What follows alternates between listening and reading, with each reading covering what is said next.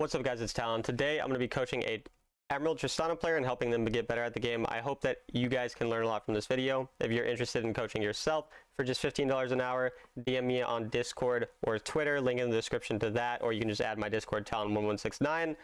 There will be a lot of coaching videos in the next couple days because I have a lot of coaching videos to upload. And then after that, I'm going to get into, my other type of content, because right now I kind of need to get all of these things off of my laptop so that the storage space is made. I have enough storage space basically to make other videos and whatever. So I hope you guys enjoy the coaching videos. There will be a couple, like I said, in the next couple days. I'll see you guys in the next video.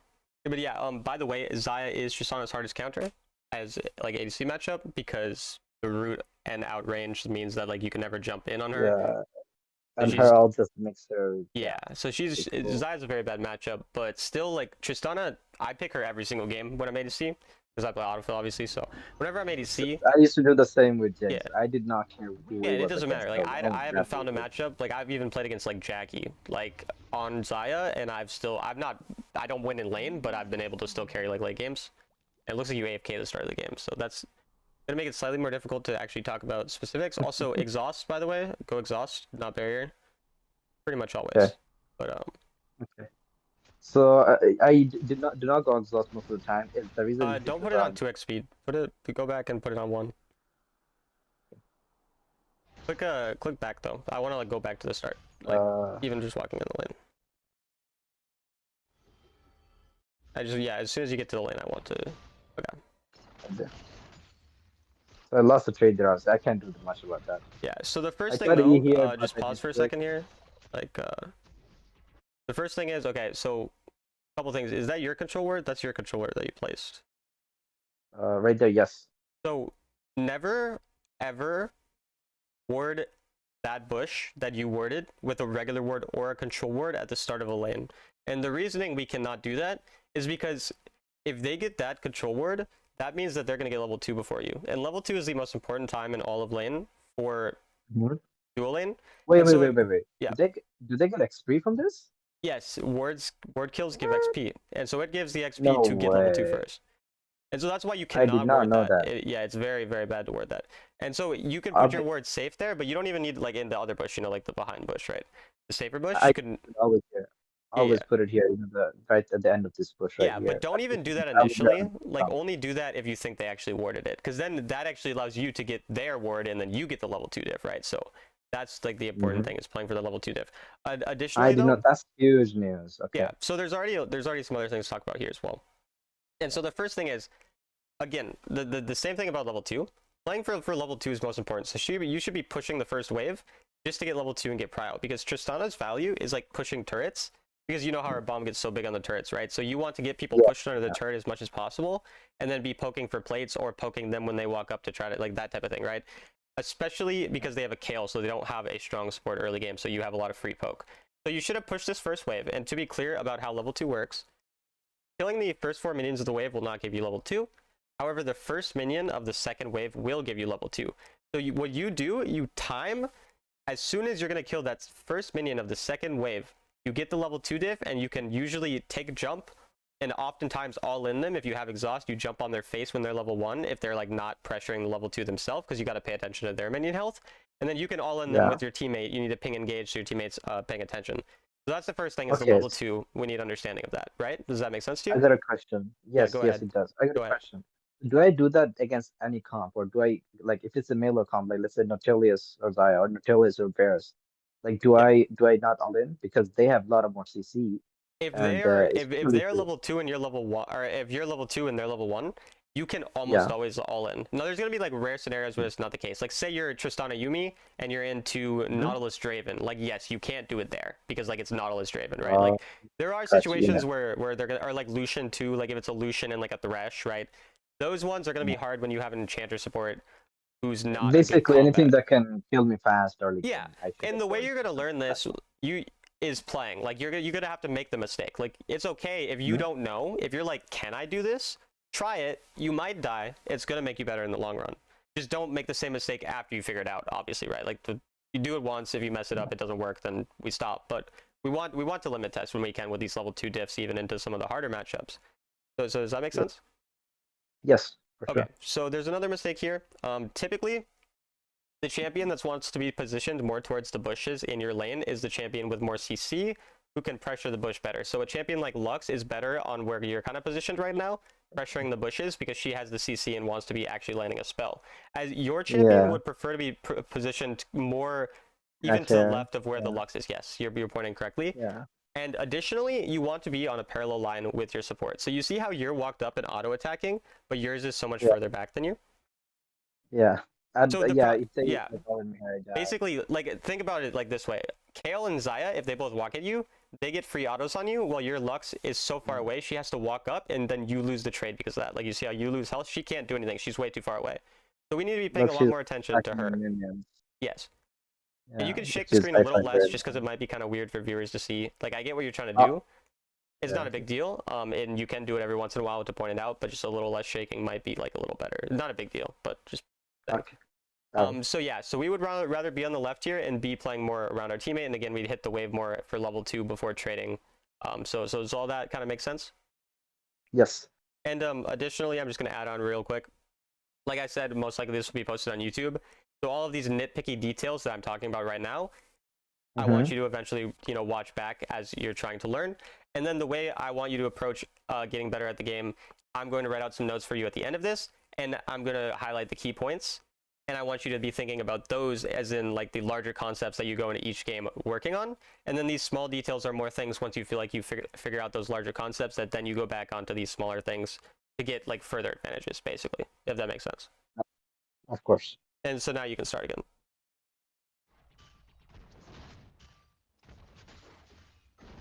Oh, also, your rune is bad. Go empowerment, trust me. Much better. Okay. Like, you see here, the Kale walked up when his Zaya was not. Okay, so yeah, we're also making another mistake with trading here. So the Kale walked up, right, and he was not on a parallel line. He was way further forward. You should walk up and auto-attack with your Lux there. But then when the Zaya walks forward at you afterwards, you need to back up instead of, again, you walk forward when your teammate is not there. Again, same thing here in lane. You're just walking way more ahead of your support. You just really, this is going to be one of the key points we're going to write out at the end, is you need to be really paying attention a lot to where your support is in lane relative to you and trading a lot more based on them. Because the reality is, you said it yourself, right? You're happy to go even because you like the late game, right? You prefer playing the late game ADC. You're playing Tristana, who's a good late game. You're playing Jinx, that's another good late game one. So you're okay with going even. Like, you're not over forcing stuff. Like, here you're forcing way too hard. You should just be like, okay, I'm fine with going even, right? And at the same time, I want us to be able to squeeze out advantages when we can. And so we take those advantages when the Kale did that dumb thing that he walked up. But when your support is not posturing aggressively, you can just be like, okay, we're going to play this one safer. My support doesn't want to do much. And then you ping them when you have those level advantages. If you have level 2 to their level 1, if you have level 3 to their level 2, if you have level 5 to their level 4, these are the timings where we want to really look for all-ins as Tristana, because like that's the most valuable time. And I really like how you're trying to kind of sneak a plate in here. Like, that's exactly how you want to kind of be thinking about Tristana. And pause for 1 second, because now I know you didn't actually see Master Yi here, but Master Yi is here because we saw the thing. So if you're wondering, I know he was here. Yeah, okay. So another thing too, though, when you did sneak the plate, I like that we're being aggressive because you have your jump and you don't have flash, so it's a little more dangerous. Like, the problem with that was your support, again, was not there, right? And so it's also important to try to take back timers with our support. And so I like the idea of trying to be aggressive looking for plates because that's exactly what Tristana wants to do early game. But you were doing it when you didn't have your flash up and when your support wasn't there with you. And so if we're aware of those two things, then we can be more aggressive. But when we don't have, you also don't have barrier, you don't have barrier, you don't have flash, you don't have your teammate, those are the times where we want to be more safe. And then we want to be more aggressive if, like, say those things were up, right? So does that make sense? Yes. Cool. Can I say something? Yeah. So I saw the Master Yi on mid lane when I was getting the plate. And so you didn't know that he was not there, right? Okay. Yeah. So that's important to know. Then that means, yeah, you probably could have just got the plate. So that's probably, yeah, that makes sense.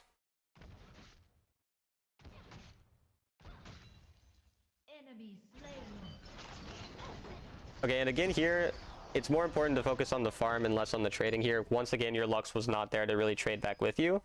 And there's also a minion under your turret, so we generally just want to be focusing more on getting those last hits. If you want to rewind real quick, just another small thing. Actually, you don't need to rewind. I think I could just explain it. Just go, okay, like, if you, when they were walked up there, when they were walked up there, they were actually in a point where you could have used your third ability on the minion, and then killed the minion, and the splash damage from the third ability would have hit them as well. So you would have simultaneously farmed and also got some poke onto them, instead of walking up here where it was a lot more dangerous because you were auto-attacking, the opponents directly. So that's total on me. I thought what they were gonna do is like they're gonna be scared and move off, and I can get some damage in before I like just clear my minions slowly. I did not think they were gonna jump in like that, and I did not think they had the range for that. Yeah, so again, like the issue with this is one, Xayah's burst damage is very high, so she's a champ who you really cannot walk up on like this, because she can use, if she uses her first ability, auto attacks you, and then uses her third ability, she'll do over half your health in literally like a second. Like, she has very high burst damage as a champion in lane. And again, you didn't have your teammate here, and you also noticed a level diff. Level diff means they have more armor than you, more attack damage than you, just better stats overall, more HP than you, because they get all these valuable stats. And so really, again, like the levels is one of the biggest things that you're not paying attention to, and the second one is, again, trading when our teammate's not there. So those are just like the two reasons that this did not work out. So. Okay. Yeah, you can start again. Yeah, I think we were probably getting doped by Master Yi here, so it's probably just do. Yeah, he's coming right up. I see him right there. I just leave. Yeah. And this is the problem now, where like we either lose gold or we die, and it's either way, it's just not a good outcome because of like the aggressive trade. So again, another reason that I wasn't. Yeah, go ahead. Sorry. This is where I fall behind. But... Yeah. But yeah, like another reason it wasn't good to trade when you traded there was because your jungler was on the other side of the map, and you didn't know 100% that Master Yi was there, but you had an inkling he was still there because he was there like just a little bit ago. So again, it's also a good thing to trade more aggressively when we actually know where our support. You can go with the replay, but it's also important to trade when we know where our jungler is as well. So I think generally it is a lot of the times you're walking forward, you're making the choice without really taking into account what else it is that's going on around you. And I think a simple way to do this, and I don't necessarily like when a player does this in the long run because it will lead to too much indecisiveness, but I think for you initially, it's important that you're thinking to yourself more about, like, before you ever decide to jump in or walk up or auto attack someone or anything like this, I want you to like consciously in your mind for at least like the next like say 10 to 20 games, just think, are my teammates there to help? Like, is this actually going to work out? Like, I want you to just actually have this like genuine thought in your mind of what's going to happen before you decide to go in. And it might lead to you missing some opportunities because you're going to be a bit more passive, but because of what keeps happening in lane here, I think that that's an important thing for you to do. Because another thing that we need to understand here is once Xayah hit level 5, you can never kill them. Like, they have two invulnerable ults, right? You're never going to kill them at that point, and so your goal is to push the lane to get lane priority. You know what lane priority is? Yes, of course. Okay, so to get prio on the lane, that's your only real goal now, and then to possibly get plates with your bomb again if you are able to push them under tower, and then to have the priority so that you can rotate to the dragon and possibly win the dragon fight because you have like the push in the lane. So that's really your goal once they hit level 5. And the only time that you could really all in them is, again, on those level diffs, level 2 diff, level 3 diff, or level 5 diff. If you have the diffs on those levels, then you can maybe look for all-ins.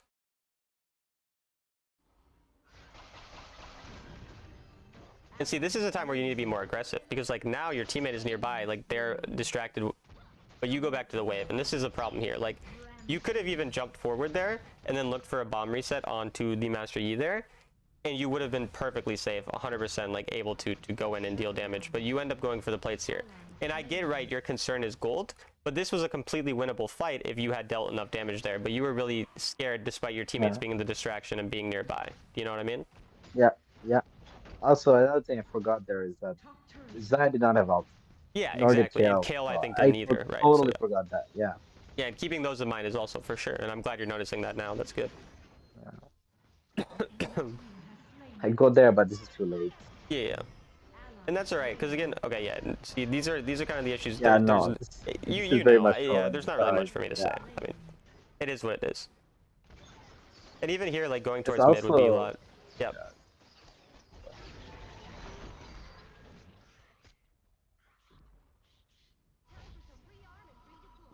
So some of this plays I did not think about, and I just go in, and then I realize, okay, that was dumb, and then I come back and think, okay. Which Probably is why, shouldn't have again, done I that. want you to have that conscious thought in your mind, kind of, for at least a little bit until we become better at kind of seeing these limits. But if you want to pause real quick, like, this is like a really, really good opportunity to swing the game in your favor. And this happens often when people are winning lane. A lot of people, especially in lower elos, but even in high elo, are very greedy on recall timers and backing. Like, I was even coaching someone this morning, an ADC player. One of their biggest problems was not backing properly. And that Xayah just made that mistake. The Xayah has no cooldowns, we know from the fight that we just had. She's not full health right now, and she's exposed without her team. Yeah. And if you have exhaust here, jumping on them is even better, which is why I love exhaust on Tristana. You jump on someone, you exhaust their head, they deal no damage to you, they're slowed. Basically a free kill, right?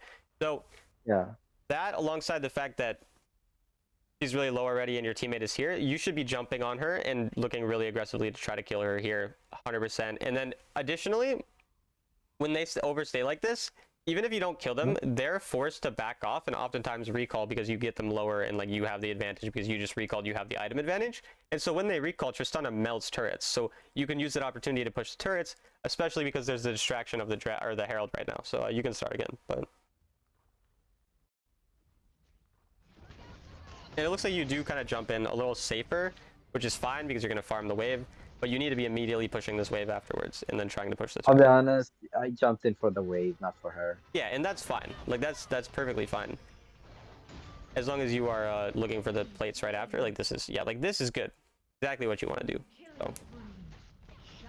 Because again, like I said, I forgot my ED here though. Okay, no man, I had that. Yeah, but like I said, like it's more important getting the plates than it is killing her. So like this was exactly what we really wanted, the main outcome that we wanted. So that's fine. I made a mistake here. Yep. I made a mistake. I fight her here, so. Yeah. So even more of like the problem earlier on is just you should be trying to push this wave because of the same reason that she should have pushed the wave on you earlier, and that is you just got a lot of gold. You see how you just bought your Bloodthirster, right? That Bloodthirster is what we should have been recalling for. Because... Yes. I totally take accountability for that. What happened here was I did not look at her item. I thought that she still doesn't have the first item, and I start fighting her, thinking we're even now because we're the same level and the same items. So I totally get that. And even regardless, like, again, first of all, like, I'm not here to, like, it's okay to make mistakes. Like, that's, like, the reason we're here, so it's no, like, flame or anything bad, right? But... The reason that it's so important to back there, even if you were even with her, is because one, like she's like a champ who we can't really 1v1 generally speaking if she has her ult up or anything like that. But additionally, if you backed and you got your Bloodthirster and you thought you were even with her, well now you'd be stronger because you had a Bloodthirster and she still had like the no item, right? So then you would be able to come back to lane and then fight her on that timer because you now have your finished item, and that would be when we would look for the all-in, rather than looking for an all-in when we think we're even, right? But again, it's just the same thing. You're not really thinking before you go in. And also, on that wave, you should have immediately pushed it, because the benefit of a wave, when the wave like just meets your turret, right? Like, or it meets in the middle of the wave, as soon as they meet, it means that there's a long time until the next minion wave comes. Which means if you instantly push it as soon as they meet, you have a much longer time to recall without missing any minions or anything like that. So if you had pushed it immediately, you would have a lot more time to recall and then come back to lane without missing anything. Does that make sense? Yeah, sorry, I'm a little confused. Was that for the wave on top beside the turret? No. So that was for the wave on the bot lane when we fought Xayah. When you ended up fighting Xayah, if you just instantly got the wave and then backed off, that would have been the correct play there. That's what I'm talking about. That's true. Yeah. I do really like this macro from you though, that you're going topside after. Like, there's no bot turrets up. This is amazing. Like, this is exactly what a Tristana needs to be doing at this point in the game. So, and obviously you see them there, so you can't like go forward. I see it. I know I'm dying. That's why I take this thing and just start recalling. See, but you could have gotten out, you know, like 100%. No way, right? No, go back. We'll go back.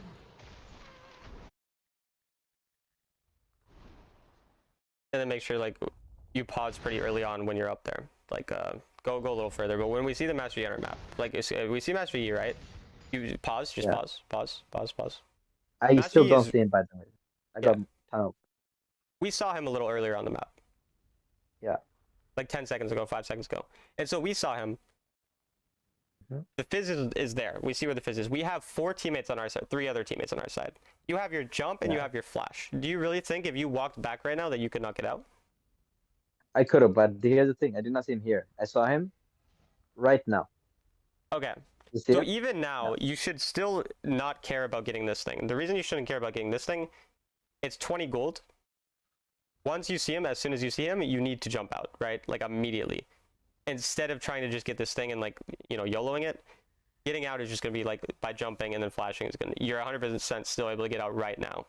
It's only like even Yeah. further when you decide that you could not get out. But I get what you mean, like you didn't notice until later, so I understand. But Yeah. yeah, so I guess it's just going to be like a map awareness thing too, just like pay attention to the map a bit more when we're on side lane, especially when we don't have this turret up to kind of protect us, but it's not the end of the world, it happens.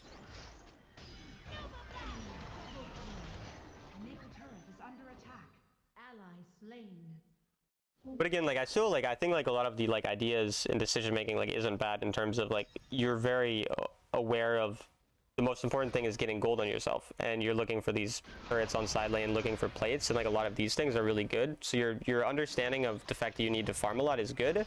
It's more again like kind of some of the things we talked about in lane phase, and then the map awareness when you're on the side lane that are like kind of the main thing. And you also really don't understand when you should be going in and when you shouldn't be. So that's also again a thing where we take into account where the enemy is, where our teammates are, enemy cooldowns. These types of things we need to be thinking about a lot more actively in our mind. And those aren't really things that you can just build like habitually. They have to be thought about actually in every game. And so you need to like, the difference between like actively thinking about it versus it just being kind of like a natural habit. And that's kind of the difference. We only have so much brain power we can allocate to thinking about specific things in the game, and that's going to be one of the things that I'm going to really like emphasize you going into every game. I want you to like literally like tell yourself in champ select every game, I'm going to think about this, and then like as much as possible thinking about that while you're in the game. So would you say the my worst part in the early game is that I take fights that I shouldn't and don't know the limits of my champions. 100%, those are like the two biggest things, and then additionally not paying attention to your teammates positioning, which kind of falls in line with the first point. So yeah.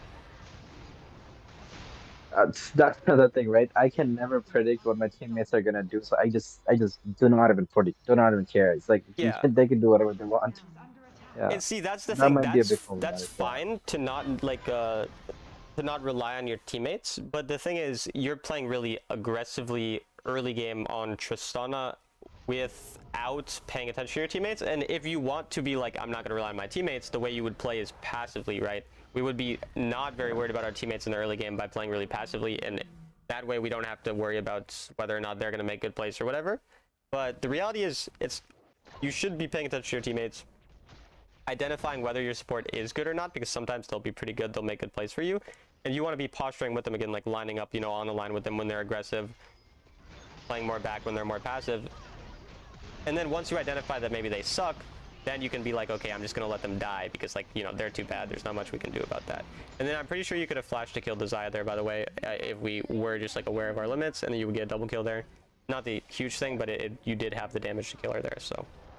Yeah. And then a small thing for the build, I'm gonna give you my Tristana build after. It's not that different, but I do think it's better, though yours is not awful. I'll be honest. Tristana. This is the first time I'm playing Tristana. Okay. I did not even have the I'll give you a tendency. build and the runes, and that'll also help. It just remind me at the end, and if I end up forgetting, then DM me later, and I'll also DM it to you. But I'll try to like when we're going over the notes, I'll show you the build. So. Sounds good. And then yeah, now that there's gold bounties on these turrets, we really care about getting the turrets a lot. So it's definitely like the top side turret is the main focus. Right, that's what I want there. So here's the question I have, right? I'm gonna pause just a second. What do I do at this point? Look, I can go bottom. Like Lux is there. If I go bottom, there's no turrets. I have the protection. I go top.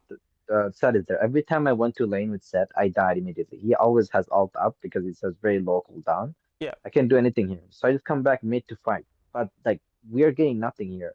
Even if we win this fight, we can't get Baron. Impossible, right? Yeah. Because we just don't have just enough damage yet. Like it's too early in the game too. Uh, honestly, I do not know if we could have just killed it immediately. But as long as Set is alive, we cannot kill the Baron immediately, right? So what do I do at this point? Like because I can't invade jungle. Okay, Without so a the doubt. first thing I want to say, I'll answer, but like almost always when I coach someone, like the main issue with them is like their macro and like understanding of the game, and like it's kind of funny to me. Like you seem like a player who's way more like aware of these things. Like you're actually thinking about way more than the average flat player would. Like it is a lot more like mechanical and like small things that like you need to focus on at this point because like your general understanding of the game is much higher than like the average player I would say at this elo.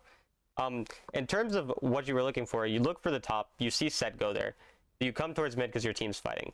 This is proper what you should be doing at this point because your team is looking for a fight in mid, and you're going to increase the chance of that winning while not being able to gain anything because set is clearing the wave top lane.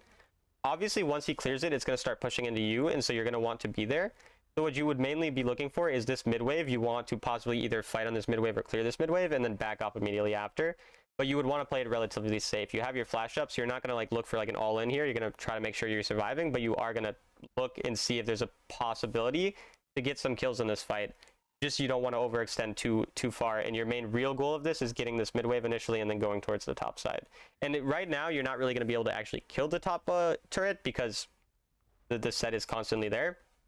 And so your opportunity to get this gold bounty is going to be at this next dragon because we each have a dragon.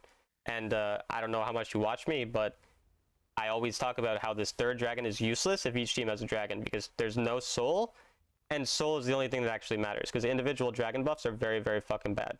So the same with the first Baron, right? Pretty useless. First Baron is slightly more valuable because it can get you a lot more gold. So it's not if quite your the team same. Is even, right? If you're behind, even if you kill the whole enemy team and get Baron, it's still not enough, right? It's not enough to like put you back ahead, but it'll certainly be enough to get you close. Like depending on how far you're behind, you get a lot of like gold bounties off it. So I would say the first Baron is going to be a lot more valuable than like the third dragon if each team has a dragon.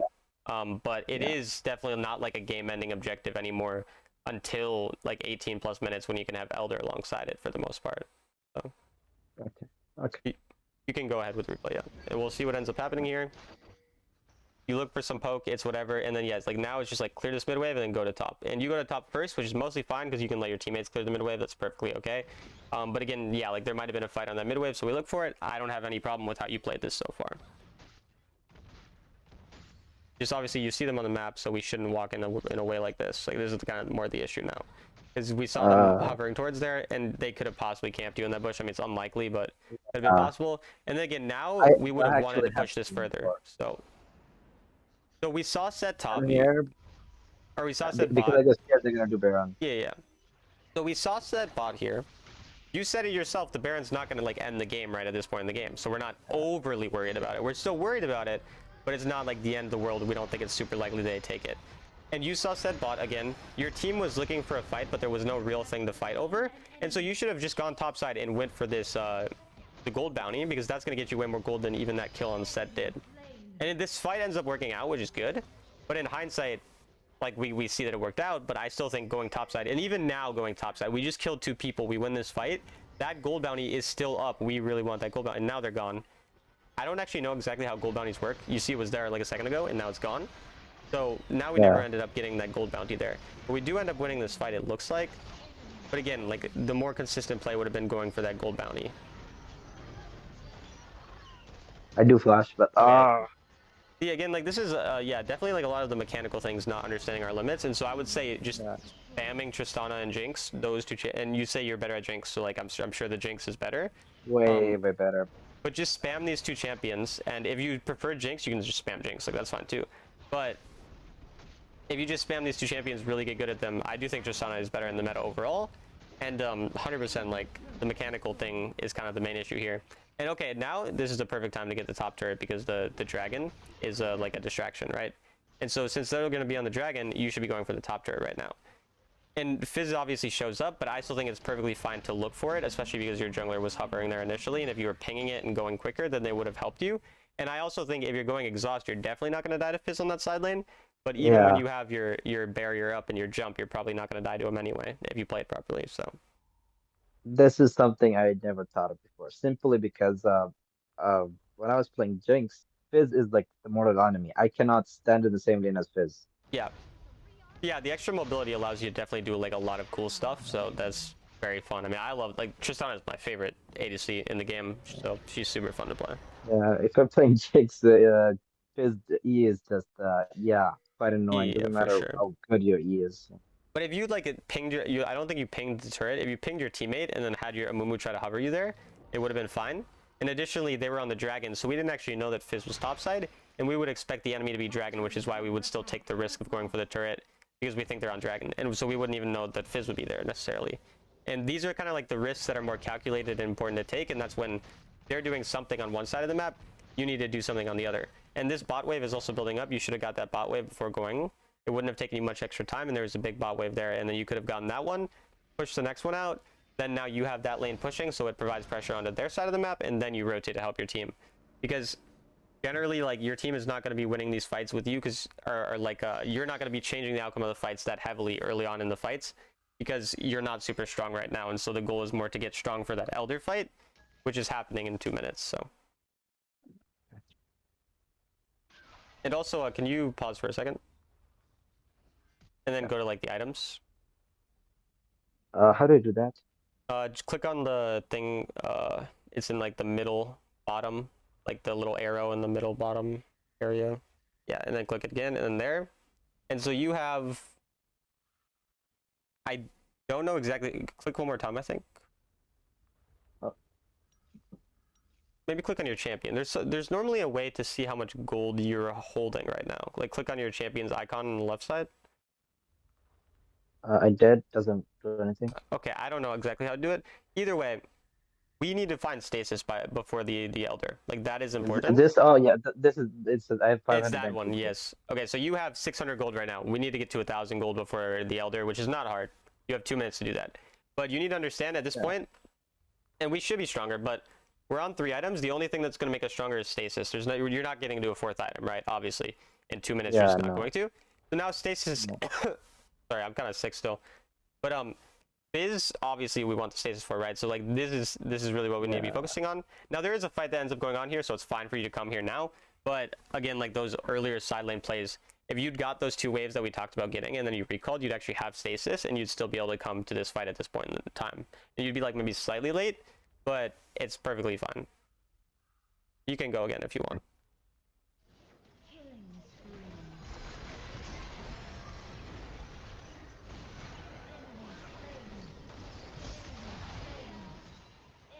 Now it's just a mastery. I don't worry about it. You ult him, maybe, yeah. Nice. I can tell you're a Jinx player too. Like, you're like, the way I want you to watch my stream at some point too, if you want to know I play Tristana a bit. Like, there is some games. Actually, I need to tell you a timestamp of a game to watch me play Tristana. Like, I was playing against Jackie, and I think it's like a good game just to understand, like, kind of how this champion can be played. There's a lot of things, like, for example, I don't know if you know that you can ult while you're midair on your jump.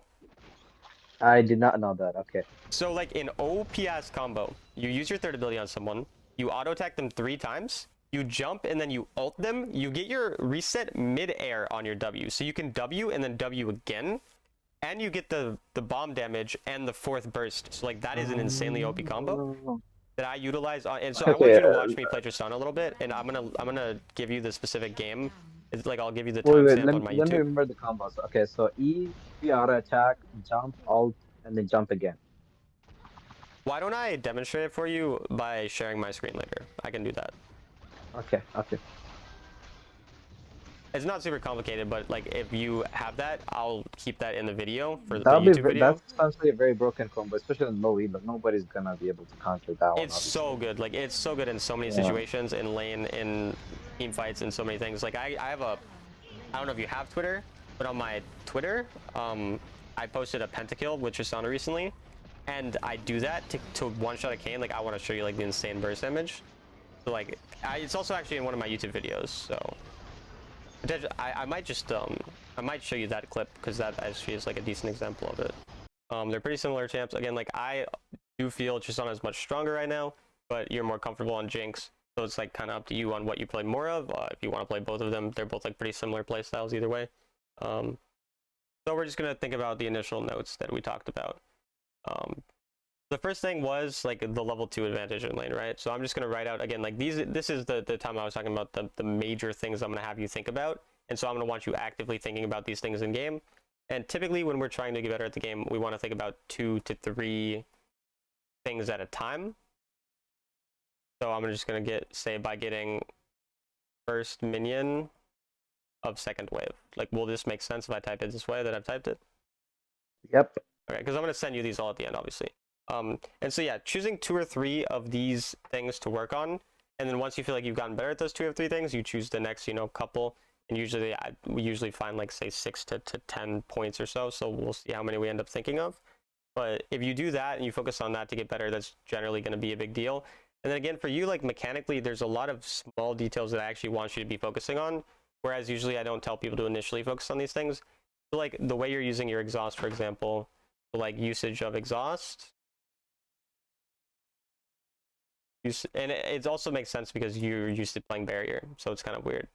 Yeah. Usage of flashes, like keep track of what spells can actually kill you, for example. So this is another thing, like when we go into each fight as an ADC, and just generally when we're playing the game, we need to understand what spells can and can't kill us. And so in a lot of these scenarios, you didn't really know that. So you didn't know that like if you'd flash that the Viego's second ability there, you would just kill him because he just used his ultimate, and so now he has nothing to kill you. So keeping track of things like this, or which spells can kill you, which can't, which ones you need to use. Like, for example, your QSS should be used for Leona ultimate, because that's the easiest thing to QSS. Or Leona stunning you or going on you, right? And then your flash can be used for Viego engaging on you, and these types of things. And like, if you use those spells for those champions, the rest of the enemy champions in that last game weren't that scary. Does that make sense? Yep. So I'm just going to type that out, keep track of important spells to dodge, and save, flash, QSS, etc. for them. And obviously it changes, like there's going to be times where like maybe the Swain gets on top of you and then you have to flash him, right? Like it's not like you're only ever going to use it for one scenario, but like we want to have an idea of what we want to use it for, and then if it doesn't end up working out, it doesn't. But I'm also going to write in here, watch Trist gameplay. Like I'm going to send you the Trist gameplay. I want you to watch that to understand how this champion works. If it is Tristana you want to play more, and if you just want to play Jinx, like I get that you're more used to that champ, that's cool too. Like I said, she's not a very good champion. I'll likely play Tristana until Jinx get a buff or something changes. Yeah. I mean, I like that. And I think generally, like in my opinion, design-wise, Jinx is one of the worst champions for solo queue, like ever, like in ADC. That's like, very much true. Yeah, so like I don't think she's generally a good champion to play in solo queue. And again, like if you're good at her, like I know this guy named Hax. He's a very good Jinx. He climbs with Jinx. But he usually plays with a Lulu. Like he's usually looking for a Lulu to play with. And if he can't find one, generally a lot harder. Oh my god. This is so funny. When season 9, I hit down because I had this guy named Apricot. Lulu main. Exactly, like that. It's like, yeah, if you find a Lulu, but Tristana Lulu, by the way, is broken. Like Tristana Lulu is crazy. So it's like even with a Lulu, generally Tristana just feels better. So I think Tristana being the main and then Jinx kind of being your one, like if Tristana's taken or you just find a matchup you don't like maybe you see like a Xayah, or Jinx is pretty good in Xayah, and Tristana's not. So like if you see certain matchups like that, or you like playing Jinx with a Lulu, these types of things, I think you definitely look out for. Yeah. I have not found another support like that ever again. I just do not synergize. Yeah, with other people as much anymore. For sure, and it's definitely good to try to add any support that you end up finding that is randomly good in a solo queue game, and that's why playing more solo queue games ends up sometimes helping you find a support. It's rare, but you only need to really find like 1 or 2, right? You don't need to find 100 to play with. So if you end up getting lucky and finding 1 or 2, then that's always good, but not the end of the world. But okay, so let's think about what else we talked about in lane. Staying on a line with our supports. This is like a major thing, right? And this is kind of the main thing we were talking about in lane phase. It makes sense if I say that, right? Staying on a line with our support. Yes. Okay, and then additionally, actively think. I don't know how. Do I just not know how to spell, bro? Yeah, I don't know how to spell. Okay. Actively think every single time before going in. Check teammates' location and think about cooldowns. This makes sense? Again, thinking where our teammates are and if they've used their ultimates, their flashes, things like this, right? For sure, this might be the hardest part of my game. The other five are very easy for me to change around very quickly. This Yes. probably is like the what do you call the breakthrough point. If I can do this, yeah, I think it's, yeah, especially with Tristana, she's very much a champion who utilizes that effectively. And yeah, like I do think this is a very important thing for you to do. But I don't want you to like lose aggression because of this either. Because like I don't want you just playing every game super scared. I want you playing every game actually understanding when you can and can't go in. So like this is not. I think a lot of people would read this, they would try to work on this, and then they would just be a little bitch for the rest of their games, like because of thinking about that, right? And like the reality is, yeah, this should in the end be actually making you more aggressive. This tip here. Initially, you might be more yeah, passive because you might not know the limits, but in the end, if you understand enemy teams' cooldowns, that means that every time that you see a Xayah without an ultimate, and you know you have your ult and your flash and your exhaust, and she doesn't have those, you're going to be all-inning her with your teammate, like as long as your teammate is somewhere nearby. Like you're going to see all of these angles because you're actually thinking about, oh, this ability's not up, this spell's not up, this champion, I can just simply all-in on this power spike. Again, playing towards level advantages, which is what we'll type as well. I guess I'll just add that on to this first point. And level 3 and level 5. Any of these level advantages, you can usually all in on Tristana. Not always, like again, like we talked about, like the Draven Nautilus, right? Whatever. But yeah, level 5 is your best all in. Like that's like the most likely time you're going to be all-inning people. Again, watch a few of my games, you'll see like this happens fairly often where I'm finding all-ins level 5, often based around my jungle pathing or my teammates, other things like that. Which again, generally, like we talk about paying attention to our teammates, but base our all-ins on our jungle. So I think this makes sense if I type this right. If you don't know where the enemy jungler is and your jungler is opposite side, unless you know you can kill really quickly, do not all in, right? yeah, Unless you know they have no flash, they have no nothing, and you're going to be able to kill. Because Tristana can be a bit more risky because you have your jump, right? So like you can be a little bit more over-aggressive on these types of things. However, yeah. obviously, if we don't know where their jungler is and we don't have any specific reason to all in, just wait till your teammate comes.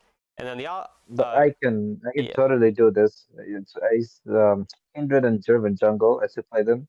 So I know they're gank timers, right? They wait their level 5. They'll never gank before that. yeah, for sure. Like yeah, a lot of junglers they don't really gank before level 5, and like there's certain Yeah, junglers who maybe gank level 3, like a Nunu or like a Jarvan might look for like that. Like generally, yeah, most champs aren't going to gank before level 5, which means you usually have yeah, 1:30 to like 2 minutes that you're typically not too worried about gank unless Lee Sin, maybe a yeah. couple things like that. But yeah, generally you're right. So okay, what else did we talk about? Um, Oh I yeah, will send you watching the for builds. the timers for the Baron and the Dragon. Right, yeah. So generally, like the wave management, push waves about 30 seconds before objective.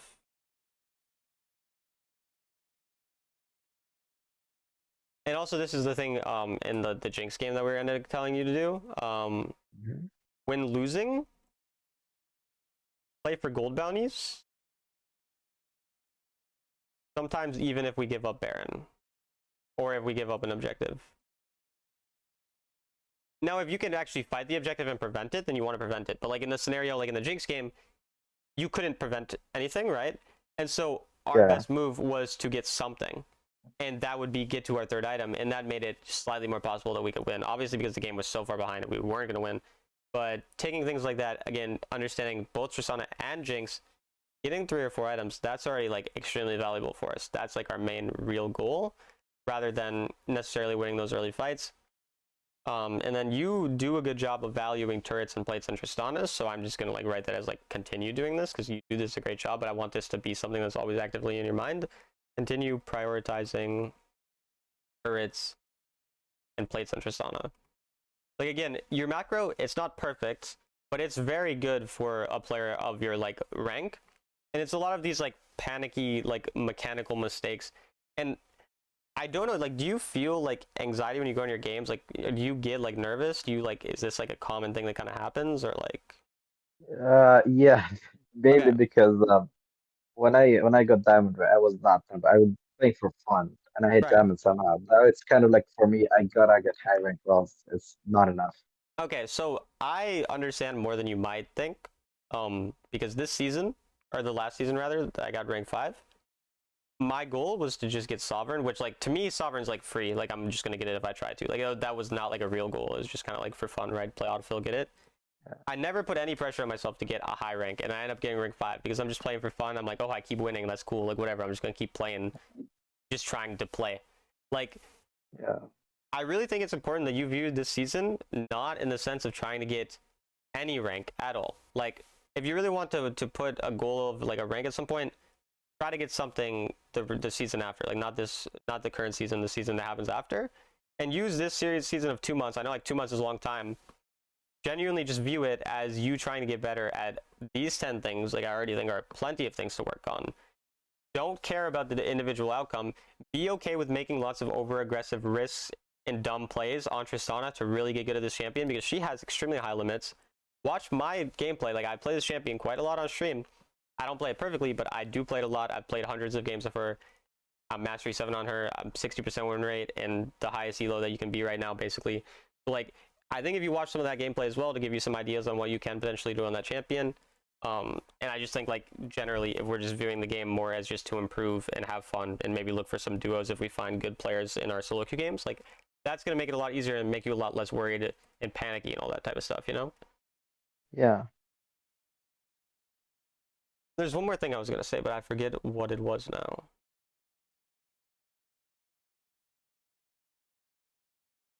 I got to send you the build. So Oh yes, I forgot that totally. I'll just type the build out, I guess. Trist builds. Okay. Yeah, So typical Berserk Greaves, you know, like those are the attack speed boots, right? of course. Yeah, some people like they don't always know like specific names of things. You strike me as a person who probably would know a lot more specific names. Um, I do. yeah, I feel like you're more similar to me in a lot of ways as a player compared to like a lot of the other people I coach. Um, Bloodthirster first typically, and then the thing you always want is an attack speed item after this usually, because you want some amount of attack speed. Also the runes I'll talk about after. But generally you want like an attack speed item second. I like Phantom Dancer. If you prefer Storm Razor or Magnetic Blaster, that also works. Ooh, okay. Is there one of those three that you prefer that you just like playing more? Probably Razor more, way more, Storm because Razor? it's used out in Jinx. Yes. Okay, then let's play. I'm gonna give you a little bit of a different build than the exact build that I go, because this build will probably fit you better. So we're gonna do this, Navori, and then Magnetic, and then this is gonna be more of like a the Storm Razor Magnetic combo obviously is like extremely strong, and then the Bloodthirster Navori gives you enough AD alongside Storm Razor, and you have good attack speed with this build. Like this build's very strong. However, you do need to replace Magnetic. Actually, you could replace Navori in this scenario for Well, Mortal. So doesn't yeah. doesn't Solari give more stat than Magnetic? So the reason you're going Magnetic is because it combos really well with Storm Razor, because when you have the big auto, like right, Yeah, the range auto, yeah. your Storm Razor will also proc, so you're able to slow people from an insane range, and then you're able to basically get your bomb on them there, and then just they're already slowed, you can easily get onto them and kill them with the burst damage, which is why if you prefer Storm Razor, you're going to want Magnetic as your last item. So do you always want me to rush Berserker Grace first before getting first item, or like get first Yeah, item first and then always. get that? Always. Okay. And in certain matchups, like if you're getting poked a lot, you can go lifesteal boots instead, but you should always rush boots. Never just insta bloodthirster. Always rush the boots. Okay. And then, does it make sense when I said Navori slash Mortal? You go Navori unless you need anti-heal, then you go Mortal instead? Yeah, if you're going against the Mundo, I kind of need the Mortal or you whilst you're done. Exactly. So you're gonna go Mortal instead of Navori in those obvious scenarios. And then Yeah. the last item is either Wits or GA. And I think it makes sense when you would go Wits when you go GA, right? Okay. Ooh, what about shoot, forgot the one that gives you magic resistance, the magic shield. Ma. Yeah, Maw, sorry. So the attack speed to me just feels a lot better on Tristana. Yeah. If you prefer Ma, like it's fine. In my opinion, Witsend is just going to be a better overall item and also gives you the MR, which is why the Witsend is the MR item, the GA is the armor item, and then here now I typed in Blade of the Rune King. That's going to be obviously when you need to kill tanks instead. So Okay. Okay, I'm surprised. Why don't you go Infinite Edge? right, so this champion is really based around abilities a lot harder than a lot of other champions. Yeah. Navori and Infinity Edge are kind of the two items that are both more like third, fourth crit items because they're both based around how much crit you have, right? And so Yeah. you can only really you're usually not wanting to go both of them necessarily. And so I'm choosing between each, and to me think Navori is better because of the fact that you're getting the you basically permanently have your first ability up when you have Navori in team fights, and so it's really OP for that reason. And you're also able to get a second bomb off in team fights, so you're able to just get your abilities, which are way more useful for you, which allows you to proc the empowerment rune more and burst people down. So like overall, the abilities are just more valuable, which is why Navori over Infinity Edge. Now, if you go the build I normally go, Infinity Edge is actually my fourth item that I typically go in a scenario where I don't need anti-heal. So in that type of scenario, I go Infinity Edge fourth alongside Navori third, but it's because of the build you saying you prefer Stormrazor, which I think is honestly an easier build to play, so it makes sense. Yeah. This would be how we would typically build here. Okay. What was the alternative for a Stormrazor? Just for in future. You feel Yeah, like do you the want me to type it or do you Stormrazor want me to more just tell you? just tell me. Okay, so the alternatives would be Phantom Dancer or Magnetic, just second item. Those would be the two. Okay. I've seen some videos, even Royal Phantom Dancer as the second item. Yeah, Does that work? I said Phantom Dancer. Oh, okay, never mind. Yes, That's what I go. I go Phantom Dancer. Like that's the build that I use. yes. What I like, because I typically like Bloodthirster, Phantom Dancer, then Navori, and then I go Infinity Edge. But if I go Mortal or Minor third in that build, I go Navori fourth. So Okay, okay, that makes sense. all right, runes. This is like a huge problem that you did not have empowerment here. I It's just fine. I like attack speed. No, I get you, and that's why we got Berserker Greaves, we got Stormrazor, we got Magnetic, we got Witsend, we got you attack speed in your build. But the Right. runes, though, Part of the reason is probably because of the jinx. Like it gives you that blood rush when you get it I like get in, you. No, like attack speed right? feels nice, and Tristana can have crazy attack speed. Like Tristana Yeah. Lulu with lethal tempo, I love it. But Oh God. Empowerment was literally made for Tristana. In the same way that First Strike was made for Jace, Empowerment was made for Tristana. It was literally developed. I guarantee you, Tristana decided that this rune needed to be added to Wild Rift because it is literally the Yeah. perfect rune for it. It gives you a percentage based Yeah. damage after getting three things of damage on someone. You need three Yeah. things of damage. You need four things of damage to proc your bomb, which means on your fourth proc, which explodes and does a ton of damage, which you're also using your ultimate on, you are getting a Yeah. percentage increase on your damage on that proc, which is why I one-shot that Kayn in the clip that I showed you earlier because of that. Yeah. Like, it is so goddamn much burst damage that I get that it sucks that you don't have attack speed, which is why we compensate with our own build. And again, we're all based around that fourth auto attack, so it's like all that matters, right? So that's why this rune is so broken, and so many people like they question it. Like in my stream every goddamn day that I play Tristana, they ask me why I'm not going lethal tempo, and I've had to explain it a lot. So I'm very passionate about it, but it's very OP. So I totally get that actually because yeah, it makes sense. It just makes sense. yeah, and then I'm gonna write the rest obvious ones, and then bone plating. Okay, so those are the runes. That's the build. Do you have any questions? Anything else you want to talk about? Um, Not really, but so do you think if I follow this, obviously these are more to improve my gameplay, Yeah. but is there a chance I hit diamond again? Well, I think if you do these 10 things and then your mechanics became better, which means like how much do you normally play a season? How many games do you normally play a season? Max 200, mostly because I work now and also have Yeah. university, so I can't really, yeah, And so like grind because on. of work, like I get you, like you have other stuff you have to do. And so I would say you play like the amount of games you play. Like you play however many games you played to get diamond, if you play the same amount of games, and you're working on these 10 things, and these 10 things actually get done, and then you simultaneously make your mechanics a little bit better by just getting used to Tristana, by playing mostly Tristana and Jinx, I think you'll hit master. Like, if you play it, that's what I think would happen. I think like minimum would be diamond,